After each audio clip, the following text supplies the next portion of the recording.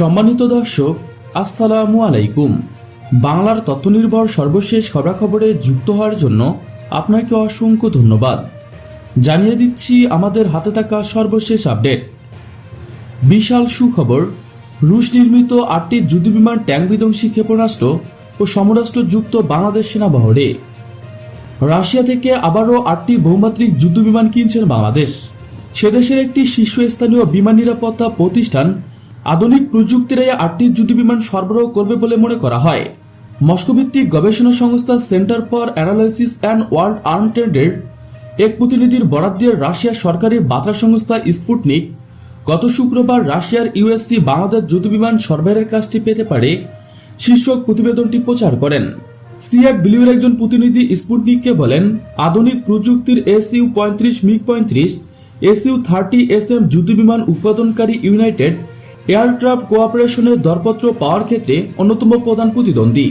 বাংলাদেশ সরকারের প্রতিরক্ষা ক্রয় মহাপরিদপ্তর 2022-23 অর্থবছরের জন্য 8টি বহুমাত্রিক যুদ্ধবিমান কেনার জন্য সম্প্রতি তাদের ওয়েবসাইটে দরপত্র প্রচার করেছেন। এতে বলা হয়, 28শে ফেব্রুয়ারি থেকে 12 এপ্রিল পর্যন্ত দরপত্র বিক্রি করা হবে, আর 13 এপ্রিল এই দরপত্র উন্মুক্ত করা হবে। যুদ্ধবিমান কেনার ব্যাপারে জানতে চাইলে অন্তঃবাহিনী জনসংযোগ পরিদপ্তরের ISP এর মহাপরিচালক লেফটেন্যান্ট কর্নেল মোহাম্মদ রাশিদুল হাসান রোববার সন্ধ্যায় প্রথম আলোকে বলেন, যুদ্ধবিমান কেনার জন্য সম্প্রতি একটি দরপত্র আহ্বান করা হয়েছে, তবে বিষয়টি এখনো প্রক্রিয়াধীন। রাশিয়া থেকে বড় ধরনের সামরিক সরঞ্জাম কেনার ঘটনা নতুন নয়।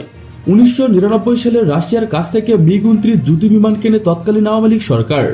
ওই সময় থেকে চুক্তির মাধ্যমে প্রতিটি MiG-29 যুদ্ধবিমান $1,10,00,000 কেনা হয়।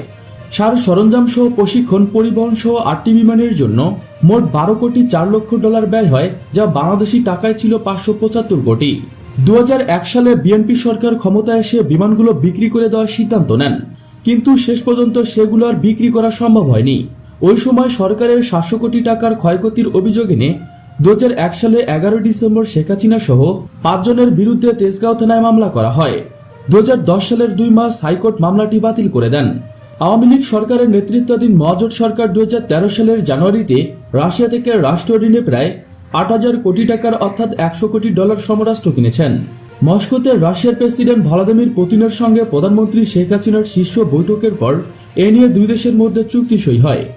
চুক্তি অনুযায়ী সেনাবাহিনীর জন্য ট্যাঙ্ক বিধ্বংসী ক্ষেপণাস্ত্র সহ বিভিন্ন ধরনের সমরাস্ত্র কেনা হয়। এর আগে 2009-10 অর্থ বছরে বিমান বাহিনীর জন্য চীন থেকে কেনা হয় স্বল্প পাল্লার বিমান প্রতিরক্ষা পদ্ধতি।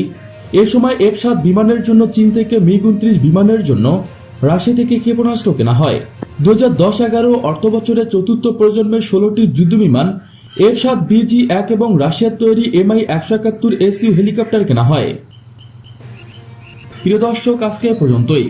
শুরু থেকে শেষ পর্যন্ত চেষ্টা করছি বাংলার সামরিক অর্থনৈতিক সঠিক তথ্য উপস্থাপন করতে। আপনাদের কোনো তথ্য কিংবা পরামর্শ থেকে থাকলে তা কমেন্ট করে জানিয়ে দিতে পারেন। নিশ্চয়ই আবার দেখা হবে নতুন কোনো বিষয় নিয়ে। ততক্ষণ পর্যন্ত ভালো থাকুন, সুস্থ থাকুন। Thanks for watching my video. আল্লাহ হাফেজ।